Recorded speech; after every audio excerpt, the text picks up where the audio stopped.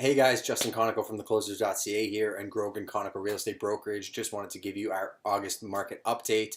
So the month of July, 934 homes sold, which was actually 4.7% down from the previous year, but the previous year had actually been the best July that we had since 2007. So don't let those numbers skew you too much. Market's been very active. The best selling type of home is actually a two-story and then followed by a bungalow and then a ranch. Still a fun fact for you. And the average sale price of a home is $283,900 or $283,593. So London, Ontario is still considered to be one of the most affordable places to live in, and those numbers kind of reflect that.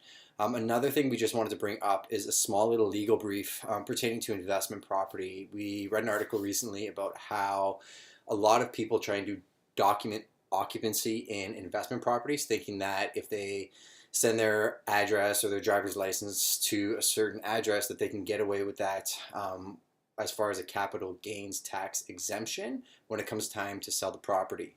What that means is if you own a piece of real estate that's an investment and you live in one of the units and it's your primary unit and you go to sell that, you're actually exempt from capital gains tax. But if you have a couple holdings and you're making a commercial profit from that and you go to sell them, you have to pay what's called capital gains tax because it's basically proceeds from running a business. Going back to what I was saying about document occupancy is some people try and play with the system and basically just send mail there and say, oh, you know what, I'm living in the upper unit so that when I go to sell it, I can get away with not paying the capital gains tax. But a fact that I need you guys to be aware of is 2 years ago, the CRA actually cracked down on that. They did 600 audits of people, and actually over, I think almost half of those were actually convicted, and the fine for doing that is actually double the capital gains tax. So something to be aware of if you're in the invested market and you're looking at different ways to structure your company or maybe get some tax exemptions.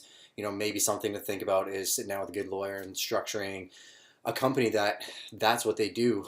That's what the company does, and you can put the money back into the company and save your money taxes that way. There's a lot of different ways to skin that cat. Let us know. We actually have some really good professionals that can guide you along. As far as that's concerned, we could sell you guys the property and then we could set you up with the right people to make sure that you're getting all the exemptions you should get and paying, the proper amount of tax versus not overpaying your taxes as well. So if you guys have any questions, we're always here, 519-860-6547 or info@theclosers.ca. Take care.